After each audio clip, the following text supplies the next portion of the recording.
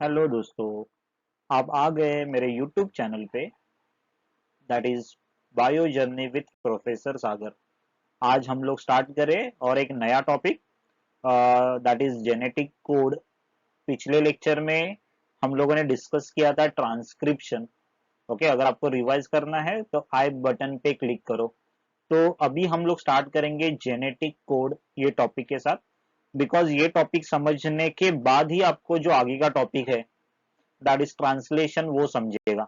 Okay, तो आज हम लोग स्टार्ट करेंगे जेनेटिक कोड। तो पहला हम लोग देखेंगे उसका डेफिनेशन क्या है। तो डेफिनेशन क्या बताता है? The relationship between the sequence of nucleotide on mRNA. मतलब जो सीक्वेंस ऑफ न्यूक्लियोटाइड है किसके ऊपर? एमआरएनए के ऊपर। ओके, और अमाइनो एसिड का जो सीक्वेंस है पॉलीपेप्टाइड, उसके बीच का जो रिलेशनशिप है उसको क्या बोलने का? Genetic code. तो बेसिकली क्या है? Genetic code is a triplet of nitrogen base. Okay, ये क्या है? न्यूक्लियोटाइड है। न्यूक्लियोटाइड किससे बना है? तीन न्यूक्लियोटाइड से बना है। ओके, और वो किसके ऊपर है? एमआरएनए। और जिससे आपको क्या मिलेगा? प्रोटीन मिलेगा, या फिर एक जो ट्रिपलेट ऑफ नाइट्रोजन बेस है या फिर ट्रिपलेट ऑफ न्यूक्लियोटाइड है वो कोड करेगा वन अमाइनो एसिड के लिए। ओके, तो क्या डेफिनेशन देखो क्या है? The relationship between the sequence of amino acid, मतलब अमाइनो एसिड सीक्वेंस जो है, जो पॉलीपेप्टाइड के ऊपर है, एंड न्यूक्लियोटाइड है जो एमआरएनए के ऊपर है, उसके बीच में जो रिलेशनशिप है उसको क्या बोलने का? Genetic code. ओके, तो डेफिनेशन देखो, the relationship between the sequence of nucleotide on mRNA and sequence of amino acid in the polypeptide। Polypeptide के अंदर जो सीक्वेंस है अमाइनो एसिड का, और एमआरएनए के ऊपर जो न्यूक्लियोटाइड का सीक्वेंस है, उसका रिलेशनशिप मतलब जेनेटिक कोड। तो ऑब्वियसली हम लोग प्रॉपर्टीज डिस्कस करेंगे, लेकिन कौन कौन से साइंटिस्ट ने ये जेनेटिक कोड के ऊपर काम किया पहले उसके बारे में देखेंगे। तो एक टेबल है, देखो पहला ये टेबल हम लोग गो थ्रू करेंगे और बाद में हम लोग प्रॉपर्टीज की तरफ मुड़ेंगे। ओके, तो यहाँ पे देखो साइंटिस्ट क्या है। पहला जो साइंटिस्ट है दैट इज यानोफ्स्की एंड साराभाई। उन्होंने क्या दिया? उन्होंने एविडेंस दिया। ओके, मतलब क्या एविडेंस दिया? That site of for storing information, मतलब जो कुछ इंफॉर्मेशन स्टोर होता है वो कहाँ पे लोकेटेड है? न्यूक्लियोटाइड सीक्वेंस में लोकेटेड है। ओके, तो ये है पहले साइंटिस्ट। उसके बाद में क्रिक है। ओके, जो फेडरिक क्रिक है उन्होंने क्या किया? उन्होंने जो इंफॉर्मेशन जो स्टोर हुआ है, ओके, जो न्यूक्लियोटाइड में है, उसको उन्होंने नाम दिया, क्या नाम दिया? Cryptogram. Okay, it is called as cryptogram. तो क्रिप्टोग्राम मतलब क्या है? जो कुछ इंफॉर्मेशन स्टोर्ड है, किसमें स्टोर्ड है?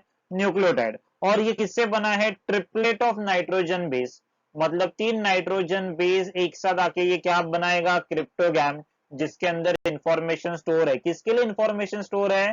For the synthesis of protein. उसके बाद में नेक्स्ट साइंटिस्ट देखो क्या? जॉर्ज गैमो। उन्होंने क्या बोला? उन्होंने क्या सजेस्ट किया? Suggested that code must be of three bases. मतलब हम लोग जो जेनेटिक कोड बोल रहे हैं वो जेनेटिक कोड किससे बना है? कितने बेसिस से बना है? तीन बेसिस से बना है। Okay, in order to code for 20 amino acid, मतलब आपके बॉडी में 20 अमाइनो एसिड है, हर एक अमाइनो एसिड को कोड करेगा कोडॉन। और ये कोडॉन किससे बना है? तीन बेस से बना है। कोडॉन मतलब जेनेटिक कोड। ओके, तो ये जेनेटिक कोड तीन बेसिस से बना है, और हर एक कोड कोड करेगा वन अमाइनो एसिड के लिए। ओके, उसके बाद में देयर इज अ साइंटिस्ट, देखो इंडियन साइंटिस्ट है, हर गोविंद खुराना। उन्होंने क्या किया? एक केमिकल मेथड डेवलप किया। किसके लिए केमिकल मेथड डेवलप किया? For RNA synthesis. ओके, मतलब एमआरएनए सिंथेसिस का केमिकल मेथड उन्हें लैब में डेवलप किया, मतलब लैब में उन्होंने आरएनए सिंथेसिस किया विद डिफाइंड बेस कॉम्बिनेशन, मतलब एक पर्टिकुलर बेस का कॉम्बिनेशन लेके उन्होंने क्या किया? उन्होंने आरएनए सिंथेसाइज किया। तो ये हुआ हर गोविंद खुराना का जो काम है वो। उसके बाद में देखो मार्शल नायरेनबर्ग, और एक साइंटिस्ट है। ये साइंटिस्ट ने क्या किया? साइंटिस्ट ने सिंथेसाइज किया, क्या सिंथेसाइज किया? प्रोटीन। देखो हर गोविंद खुराना ने क्या सिंथेसाइज किया था? आरएनए। अभी मार्शल नायरेनबर्ग ने आर्टिफिशियली प्रोटीन सिंथेसाइज किया to understand the nature of codon, मतलब ये कोडॉन कैसे बना है, कैसे कोड कर रहा है, ये समझने के लिए मार्शल नायरेनबर्ग साइंटिस्ट है, उन्होंने क्या सिंथेसाइज किया? उन्होंने सिंथेसाइज किया आर्टिफिशियली प्रोटीन। ओके, और लास्ट साइंटिस्ट देखो सीवीरो ओकोहा। ओके, तो ये सिविरो ओकोआ क्या क्या किया उन्होंने एक एंजाइम है, ओके, क्या एंजाइम का है, दैट एंजाइम पॉलीन्यूक्लियोटाइड, उन्होंने सजेस्ट किया that enzyme polynucleotide phosphorylase was helpful in polymerizing RNA, okay, मतलब ये एंजाइम है पॉलीन्यूक्लियोटाइड फॉस्फोराइलेज, ये किसके लिए हेल्प करेगा, आरएनए पॉलीमराइजेशन के लिए, पॉलीमराइजिंग आरएनए मतलब आरएनए पॉलीमराइजिंग के लिए हेल्प करेगा विद डिफाइंड सीक्वेंस, मतलब एक पर्टिकुलर सीक्वेंस के साथ वो क्या करेगा, आरएनए को सिंथेसाइज करेगा, और वो डिपेंडेंट मतलब टेम्पलेट स्ट्रैंड के ऊपर डिपेंड नहीं है, डीएनए के ऊपर डिपेंड नहीं है। तो ये किसने डेमोन्स्ट्रेट किया, सिविरो ओकाहा, ओके। तो ये सिविरो ओकाहा क्या सजेस्ट किया, ही suggested that or he showed that enzyme polynucleotide phosphorylase, enzyme का नाम क्या है, पॉलीन्यूक्लियोटाइड फॉस्फोराइलेज, क्या करता है, पॉलीमराइज करेगा, क्या पॉलीमराइज करेगा, आरएनए को सिंथेसाइज करेगा विद डिफाइंड सीक्वेंस, और जो टेम्पलेट के ऊपर डिपेंड नहीं है, ओके। तो ये हुआ बहुत सारा साइंटिस्ट और उनका जो काम है जेनेटिक कोड के ऊपर ये, ओके। तो अभी हम लोग पहले क्या करेंगे, पहले हम लोग डिस्कस करेंगे एमआरएनए के बारे में, बिकॉज एमआरएनए के ऊपर क्या है, जेनेटिक कोड है, फिर उसके बाद में हम लोग उसका प्रॉपर्टीज डिस्कस करेंगे। एमआरएनए मॉलिक्यूल दिख रहा है, ये messenger, mRNA stand for messenger RNA. अब ये मैसेंजर आरएनए होता क्या है, मैसेंजर आरएनए हमेशा फॉर्म होता है डीएनए से, कौन से part of the DNA, gene, मतलब डीएनए के ऊपर जीन है, जीन से आपको क्या मिलेगा, mRNA by the process called as transcription, और एमआरएनए से आपको मिलेगा protein by process called as translation, okay. अभी आप देखो ये एमआरएनए है, that mRNA has a definite polarity, polarity मतलब क्या, if this is 5 prime end, okay, तो ये क्या हुआ 3 प्राइम एंड, तो ये हुआ उसका पोलैरिटी, ओके। तो यहाँ पे देखो एमआरएनए के ऊपर तीन तीन न्यूक्लियोटाइड दिख रहे हैं, okay, can you see AUG, that is 3 nucleotide, वो फॉर्म करेगा पहला कोडॉन, उसके बाद में GGC, that is a second codon, ऐसे तीन तीन न्यूक्लियोटाइड मिला के क्या फॉर्म कर रहे हैं, जेनेटिक कोड, जेनेटिक कोड मतलब जिसको दूसरा नाम है कोडॉन, ओके।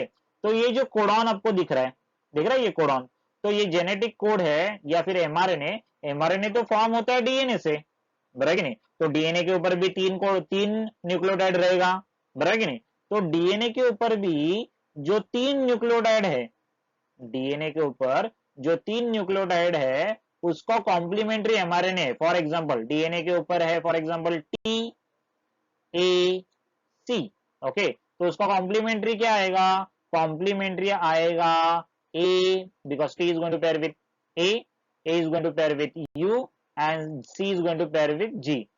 तो ये AUG क्या हुआ, this is codon, AUG is called as codon, okay, तो ये है कोडॉन। तो डीएनए के ऊपर जो है 3, उसको क्या बोलते हैं, it is opposite of codon called as नोडॉक, ओके। तो डीएनए के ऊपर क्या है, उसको बोलेंगे नोडॉक और कोडोजेन, दूसरा नाम है उसका कोडोजेन और नोडॉक, मतलब क्या है, ये जो 3 न्यूक्लियोटाइड है जो एमआरएनए के ऊपर फॉर्म होते हैं वो डीएनए से फॉर्म होते हैं, बराबर कि नहीं, डीएनए का टेम्पलेट स्ट्रैंड से। तो ये जो 3 न्यूक्लियोटाइड है, फॉर एग्जांपल ये टीएसी जो डीएनए के ऊपर है, ओके, एयूजी किसके ऊपर है, ये आरएनए के ऊपर है, तो डीएनए के ऊपर जो 3 न्यूक्लियोटाइड है उसको क्या बोलने का, नोडॉक और कोडोजेन, और आरएनए के ऊपर जो है उसको बोलने का that is codon, okay, AUG.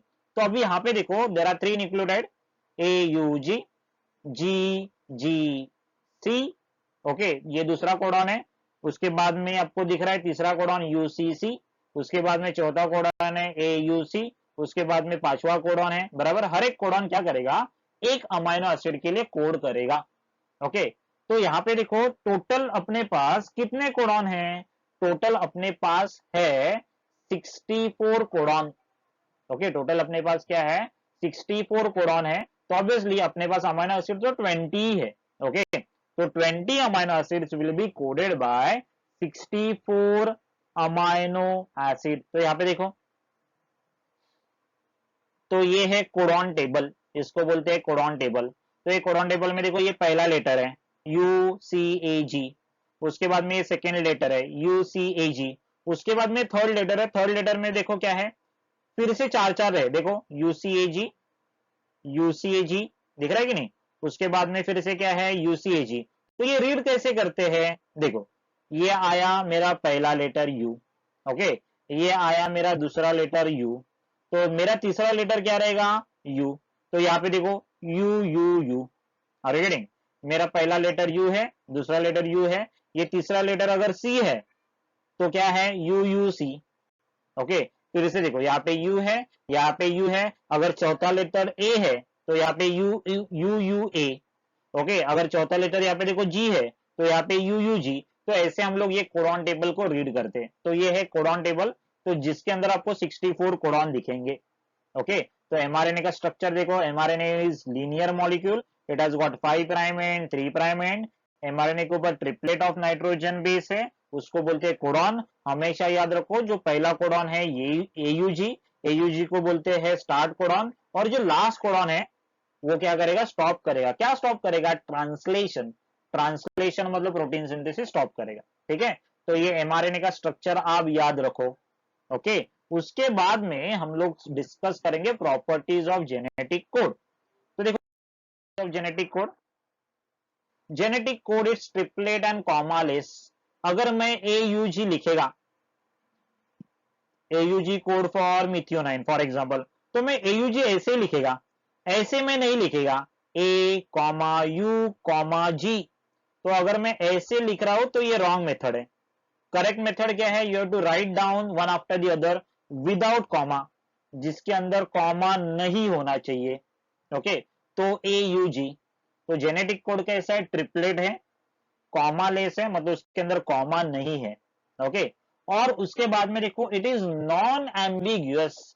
Non ambiguous मतलब क्या है, अगर एयूजी ह्यूमन बीइंग में कोड कर रहा है मिथियोनाइन के लिए, हाँ याद रखो, तो वो एयूजी क्या करेगा, एलिफेंट में भी मिथियोनाइन के लिए कोड करेगा, ओके। और एयूजी हमेशा मिथियोनाइन के लिए ही कोड करेगा, मतलब वो क्या है, स्पेसिफिक है, ओके। उसको कंफ्यूजन नहीं होता कभी भी। तो हमेशा याद रखो एयूजी है तो वो मिथियोनाइन के लिए कोड करेगा, मतलब it is very specific and non ambiguous. Non ambiguous मतलब इट इज नॉट कंफ्यूजिंग, खुद को कंफ्यूज होके कुछ दूसरे अमाइनो एसिड के लिए कोड करेगा, ऐसे नहीं होगा, ओके। तो यहाँ पे देखो एमआरएनए आपको दिख रहा है, ये जो कोडॉन है, कोडॉन हमेशा वन आफ्टर द अदर रहते हैं, ओवरलैपिंग कभी भी कोडॉन नहीं रहेगा। मतलब क्या, यहाँ पे 3 है, उसके बाद में नेक्स्ट 3 है, तो ऐसे ओवरलैपिंग नहीं होगा। Can you see this, this is not possible, ये ओवरलैपिंग नहीं है, ऐसे ओवरलैपिंग कोडॉन आपको नहीं दिखेगा, ओके। उसके बाद में पोलैरिटी आएगा। पोलैरिटी मतलब क्या, हर एक कोडॉन को एक डेफिनेट सीक्वेंस में रीड करना इंपॉर्टेंट है। फॉर एग्जांपल अगर मैं एयूजी ऐसे रीड कर रहा हूं, देखो from left to right U U G, तो वो कोड करेगा ल्यूसिन के लिए। लेकिन अगर मैंने उल्टा रीड किया जी यू यू, तो वो कोड करेगा क्या, वैलिन के लिए। मतलब हर एक कोडॉन को एक डेफिनेट पोलैरिटी है, हर एक जेनेटिक कोड को एक पोलैरिटी है, तो आपको वही डायरेक्शन में कोडॉन को रीड करना पड़ेगा, नहीं तो वो दूसरे अमाइनो एसिड के लिए कोड करेगा। तो मैंने बोला कि अमाइनो एसिड के पास क्या है, जेनेटिक कोड के पास क्या है, स्टार्ट एंड स्टॉप सिग्नल है। तो हमेशा याद रखो AUG is a start codon. हमेशा कोई भी पॉलीपेप्टाइड सिंथेसाइज होगा तो पहला एयूजी है, और ये एयूजी क्या करेगा, एयूजी एयूजी कोड करेगा मिथियोनाइन के लिए। लेकिन यहाँ पे देखो ये एयूजी अगर आपने देखा, ये कोड कर रहा है एफ मिथियोनाइन को, किस में, प्रोकैरियोट में। लेकिन मिथियोनाइन को कोड करेगा किसमें, इन यूकैरियोट। ये छोटा सा डिफरेंस है। एफ स्टैंड फॉर फॉर्मुलेटेड, मतलब ये मिथियोनाइन है वो मॉडिफाइड है, वो फॉर्मुलेटेड है किसमें, प्रोकैरियोट। प्रोकैरियोट मतलब बैक्टीरिया में। तो हर एक जेनेटिक कोड के पास क्या है, स्टार्ट सिग्नल। अगर एयूजी नहीं रहेगा, ओके, बहुत रेयर केसेस में अगर एयूजी नहीं रहेगा तो वहां पे रहेगा जी यू जी, और वो भी क्या है, मिथियोनाइन के लिए कोड करेगा, ओके। और स्टॉप कोडॉन क्या है, अगर ये 3 कोडॉन आए U A U G A and U A G, तो ये इसको बोलते हैं स्टॉप कोडॉन। ये क्या करेगा, स्टॉप करेगा, मतलब प्रोटीन सिंथेसिस स्टॉप करेगा, ओके। एंड लास्ट क्या मैंने बताया, जेनेटिक कोड यूनिवर्सल है। अगर मेरे बॉडी में एयूजी कोड करिए मिथियोनाइन, तो आपके बॉडी में भी वो क्या है, मिथियोनाइन के लिए कोड करेगा। एलिफेंट के बॉडी में भी क्या करेगा, मिथियोनाइन के लिए कोड करेगा, ओके। अगर एंट है, एंट के बॉडी में भी क्या है, अगर खरगोश है उसके बॉडी में भी क्या है, वो मिथियोनाइन के लिए ही कोड करेगा, except for some prokaryote and mitochondria. तो वहां पे वो थोड़ा सा चेंजेस आपको दिखते हैं। ओके, माइटोकॉन्ड्रिया और सम बैक्टीरिया में ये जेनेटिक कोड है, ये जेनेटिक कोड है वो स्लाइटली चेंज हो सकता है। Are you getting? तो इट इज यूनिवर्सल, हमेशा याद रखो जेनेटिक कोड क्या है, यूनिवर्सल है, लेकिन particular codon can code for some amino acid in some organism except for mitochondria and few protist और फ्यू प्रोटोजोआ। ओके, तो ये हुआ प्रॉपर्टीज। एक लास्ट प्रॉपर्टीज बाकी है, कौन सा? Genetic code is degenerate as 61 codon are available for 20 amino acid. तो ये मैंने लास्ट क्यों रखा है, देखो आपको ये एक्सप्लेन करना पड़ेगा मुझे। देख, total nucleotide in the codon, codon is a triplet of nitrogen base. Okay, मतलब 3 है। ओके, लेकिन ये 3 किस में से सिलेक्ट करना है अपने को? 4 में से सिलेक्ट करना है। 4 अपने पास total number of nucleotide available कितना है? 4। कौन से 4 है? U, A, G and C. तो ये 4 में से आपको 3 कॉम्बिनेशन लेना है। तो कॉम्बिनेशन मतलब क्या? 4:3 है। ओके, तो 4:3 आपको क्या मिला? 64 कोडॉन्स। मतलब पॉसिबल कोडॉन क्या है? 64 है। अगर ये 4 नहीं रहते, सपोज अगर यहाँ पे 3 रहता, तो क्या होता था? It would have become 3:3। तो आपका पॉसिबल नंबर कोडॉन कितना होता था? 27। अगर सपोज यहाँ पे ये 2 रहते, तो क्या होता था? That become what? तो 2:3। Are you getting this? बराबर, बिकॉज ये 3 से बना है ना, तो यहाँ पे आपको कितना आता था? 8। तो इसके ऊपर problem based on this problem कभी कभी पूछते हैं। ओके, तो अपने पास 4 कोडॉन तो अवेलेबल है, 4 न्यूक्लियोटाइड तो अवेलेबल है, और ये 4 न्यूक्लियोटाइड से मुझे 3 सिलेक्ट करना है। समझ में आ रहा है? अगर 3 है तो 3 में से भी 3 सिलेक्ट करना पड़ेगा, अगर 2 है तो 2 में से भी मुझे क्या करना पड़ेगा? 3 सिलेक्ट करना पड़ेगा। ओके, तो possible number of codon is 64। लेकिन आपको पता है 3 स्टॉप कोडॉन है। कौन कौन से स्टॉप कोडॉन है? यूएए, यूएए। ओके, तो एक ये स्टॉप कोडॉन हुआ, दूसरा है यूजीए, यस और नो, और तीसरा है यूएजी, यूएजी। तो ये 3 स्टॉप कोडॉन है। मतलब स्टॉप कोडॉन क्या है? Stop codon does not code for any amino acid, किसी भी अमीनो एसिड के लिए वो कोड नहीं करेगा।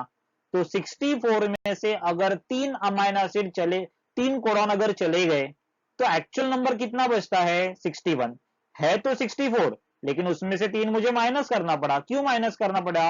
Because they does not code for और they do not code for any amino acid, कौन से भी अमीनो एसिड के लिए वो कोड नहीं करेंगे। इसके वजह से उसको नॉनसेंस कोडॉन भी बोलते हैं। तो 64 में से 3 गए, बचे कितने? 61। अभी अपने पास देखो 20 अमीनो एसिड्स अवेलेबल है। ओके, और कोडॉन कितना है? 61। ये तो नाइंसाफी है, बराबर कि नहीं? लेकिन हमेशा याद रखो, एक कोडॉन कोड करेगा 1 अमीनो एसिड, लेकिन अपने पास अमीनो एसिड तो 20 है, लेकिन कोडॉन तो बहुत सारे हैं कि नहीं? तो इमेजिन करो, suppose there are 20 girls, okay, और देयर आर 61 बॉयज। हाँ, ऐसे याद रखो। तो ये हर एक बॉयज के पास एक रोज है। ओके, और ये रोज उसको क्या करना है? हर एक गर्ल्स को देना है। ओके, हर एक बॉयज को एक रोज, हर एक दैट इज एक गर्ल को देना है। मतलब एक जो गर्ल है उसको एक से ज्यादा रोजेस मिलेगा। लॉजिक है कि नहीं? गर्ल्स अपने पास 20 है, बॉयज 61 है, हर एक बॉयज को कंपलसरी एक गर्ल्स को क्या देना है? रोज देना है। लेकिन गर्ल्स का नंबर तो 20 है, मतलब क्या? 20 girls are going to receive more than 1 roses, बराबर कि नहीं? ऐसे एग्जांपल देगा तो आपको बराबर समझेगा। ओके, तो यहाँ पे क्या है? नंबर ऑफ कोडॉन आर 64, लेकिन अवेलेबल अमीनो एसिड कितना है? 20। मतलब क्या है? एक अमीनो एसिड, एक single amino acid is coded by more than 1 codon, और उसको बोलते हैं डीजनरेसी ऑफ कोडॉन। ओके, तो ये हुआ last properties of genetic code. I hope आपको ये लेक्चर समझा रहेगा। ओके, ऐसे ही इंटरेस्टिंग लेक्चर सुनने के लिए मेरे चैनल को सब्सक्राइब करो और बेल आइकन पे क्लिक करो। ओके, तो आज के लिए यहाँ पे रुकते हैं, मिलते हैं नेक्स्ट लेक्चर में। Thank you.